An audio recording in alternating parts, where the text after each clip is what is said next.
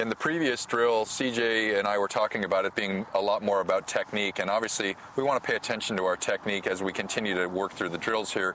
But what we're also talking about here now is being able to take a drill from a technical phase into the pre-competition phase, and we're going to start adding in some feel, some imagination, a little creativity, and we're going to add a little more of that to this technique for this drill, so that ultimately we can start to incorporate that into our feels for out on the golf course. Absolutely. And what you said there was the feel, creativity, and imagination. They've got the technique. How do we get them to start practicing so that it is easy to go to the course? Well, what we've done here is we've got 3 clubs, sort of, if you will, in a semicircle around that hole. This game is called the 5-point game, and the basic scoring for this is any ball that finishes within that semicircle gets a point. If you make it, you get 2 points. And what we're going to do is we're going to start with our most lofted club, and we are going to just hit some chip shots out there. And if it finishes within that area, I get a point. In that case, it's a little short, so we don't get that point, but we go through here, and so on and so forth. And what's great about this, too, just for those people watching, you know, here we are, I'm using a lob wedge with a very long shot, okay? This may not be very easy. Once I switch, let's say, again, the great thing about this drill, if you don't have a lot of time, Jeff, you can vary up this drill, and instead of going 5 points, go 3 points. And instead of going from lob wedge, you get your 5 points, then you go to sand wedge, and then gap wedge, pitching wedge, 987. If you don't have a lot of time, you can go straight from lob wedge to pitching wedge here. I obviously won't have to take as big of a swing.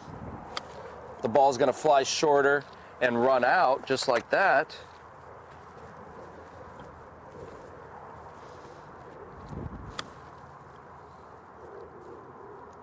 Just like that. There's a point, basically. Now I'm going to, and just for demonstration purposes, we're going to go straight to a 7-iron. So I don't have a lot of time to practice, but I want to get that feel and that imagination. And what's really good here is we've got a big slope from left to right. So I'm going to have to aim out here to the left to play the break now that I'm using a 7-iron. The ball travels very slowly, or very close to the ground, runs out. That was obviously too hard. It hopped over the clubs. But I'm getting the feel and the creativity of using different clubs. What's great about being here in Texas, you know, we can play throughout the year, right? But during the winter, the grass becomes dormant like this, and so we have to hit a lot more bump and run shots. You know, when you play up north, and you don't get to play in the winter, you got to have a lot more higher lofted shots. So you're really learning all the shots you need. If you go over to St. Andrews and you're taking a trip over there, you will already be prepared for these bump and run shots, for feel, for creativity, to be able to use imagination.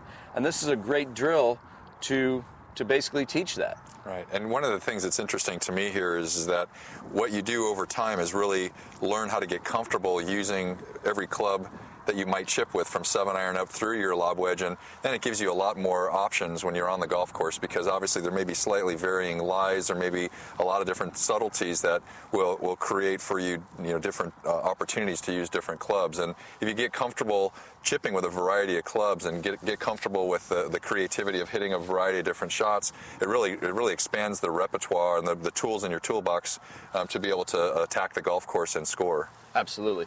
And for you people at home, remember, this is a game. If you want to sort of track yourself like we do, pay attention the first time you do this game. When you're hitting to a longer chip shot, and I'd like to see you do it to a long hole, a medium hole, and a short hole at this point, but when you're going to a long hole, count how many balls it takes you to get 5 points with a lob wedge. You're going to have some chunks, you're going to have some blades.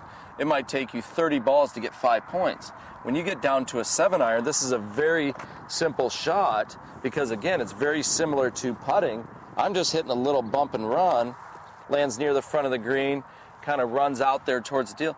Probably with this length of a shot, a 7-iron might only take me 6, 7, 8 balls. Well, that's teaching me what club I should use probably in this situation. Obviously, if I was going to a very short hole and I was using a 7-iron, it'd be extremely difficult. Right. So in that case, a lob wedge would be much easier for me to get my 5 points. So you guys at home, you can really coach yourself through what club to use just based on how many balls it takes you to get through it. If you do this 3 times a week for 2 weeks, you will definitely see an improvement in your chipping. So to go in a little bit more detail here on the way the 5-point game works, is you just have this semicircle of 3 clubs. You'd be chipping from that direction. Every ball that finishes within this area is a point. Any ball that goes in the hole is basically 2 points.